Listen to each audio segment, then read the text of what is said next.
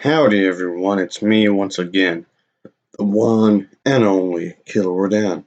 So today I figured I'll do a Western film. It's one of these Three Musketeers films. So yeah, this kind of stuff, I haven't talked about this kind of thing in a good while anyway, so I just thought, why not? So it's the one titled Roaring Lead. So yeah, there's a bit of drama in this one, folks. Let's put it that way. Anyway, let's just say it's pretty damn wild.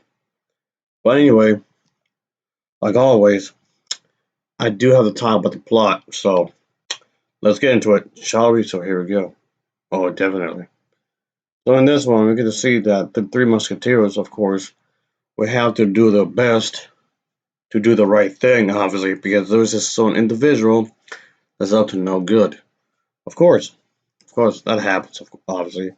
This individual is supposed to be uh, this individual is this executive of this local place, which let's just say also runs the local orphanages, is using let's just say he's using this as a way to do some offer. He's not supposed to be doing something.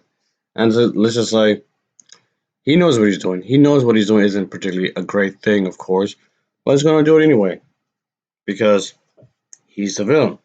This is the villain, of course. We always have to have some kind of bad guy, don't we? When it comes to the Western films. There always has to be a story where good versus bad.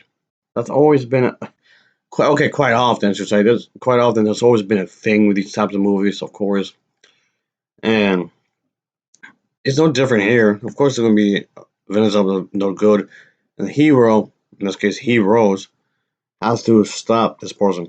And I've reviewed, um, yeah, several of the Three Musketeers stories before. I just thought, why not? Let's do this again. Of course, I would.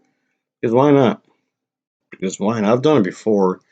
So of course they pretty much will take care of business, and obviously they they can't just let the bad person do what he wants. Of course, obviously, and of course you have something to do with cattle. Of course, as you might expect yourself. Of course, that's going to happen. Something to do with funds. Of course, yeah, all that jazz, all the good stuff is definitely going to be in this storyline. Of course it would. But yeah, that's pretty much what this is about. Of course, yeah, the overall story is pretty much straightforward. And yeah, this also has something to do in regards to back with the what gives me money in some ways, of course. Of course, one way to hold a business or some kind of thing like that is of course money. Money is influence, of course. And of course, the villain we have is men, pretty much. Let's just say rough with some feathers, so to speak, when it comes to the cattle, so to speak, pretty much forcing the payouts to the ranchers, so to speak. And of course, the Three Musketeers will have to arrive and soon learn that, yeah, there's this sort of individual. Yeah, it comes to this one gang here, a member of a gang, I should say. And yeah, something needs to be fixed. Something needs to be dealt with, of course. And yeah, the bad guy is not up to no any good. The villain must be dealt with, of course. And like I said, that's pretty much what this is about. It's fairly straightforward, obviously. This is barely on an hour. So just so you know, this is barely on an hour. Of course, that's going to happen, which I don't mind really in some ways. I was not expecting this to be very long because a lot of these I've reviewed is fairly short, and this is no exception, of course. But anyway, I think I can say that that was decent. Yeah, that was pretty decent. No, definitely. And I mean, they're all better entries when it comes to this series, of course. I know they made quite a few of these, and this was definitely one of the weaker titles, I should say. But I thought it was alright. I enjoyed it, really. But I would recommend this only if you're one of those people that really like Western stuff. If you're the type of person, you must just you feel like you have to watch literally anything and everything that has something to do with this genre, then I really recommend it to you. For anyone else, I would suggest maybe some of the better titles, I guess, from the series.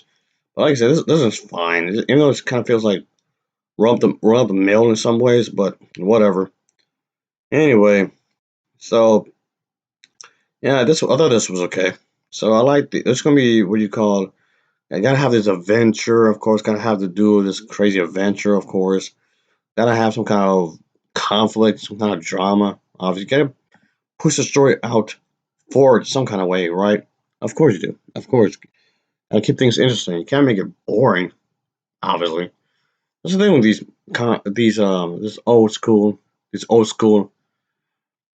Western movies. Yeah, you gotta keep the momentum of the story going forward in some kind of way, and that's what they did here. I thought I would just discuss this because, like I was saying, is that it's been a good while since I've spun about the Western genre.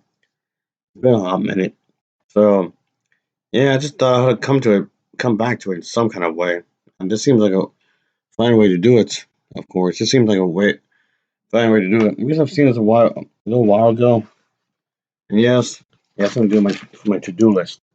Oh yeah, something to my to do list. Yeah, yeah. Okay. Yeah, there you go.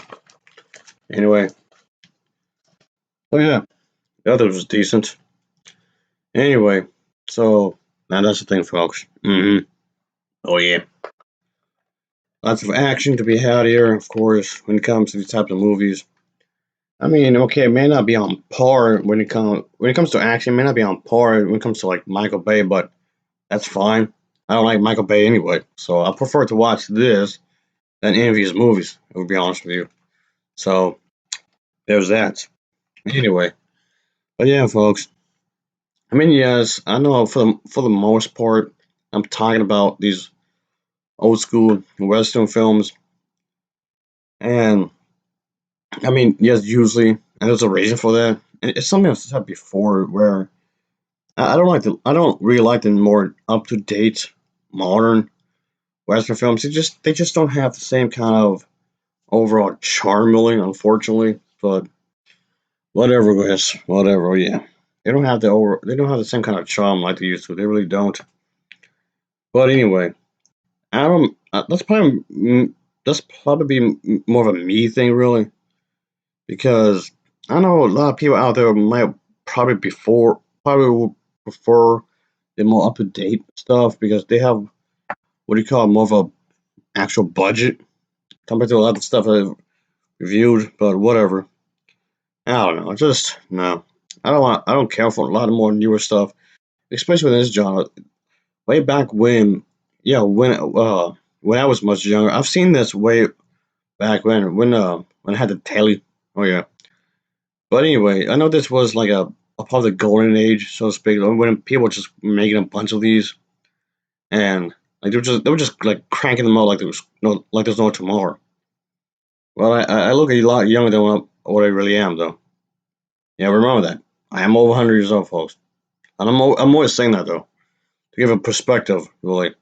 I guess because I always just prefer these because I've seen these like way back when. Oh, definitely. But yeah, they don't make these like they used to. Like the old phrase here, that definitely fits with the Western genre. They do not make these like they used to. They sure don't. No way. Anyway, I'll give this an overall rating of a 6.2 out of 10. I guess a 6.2 out of 10 for me. Of course, as always, thanks for watching and take care. Until next time. See ya. Oh yeah. Later.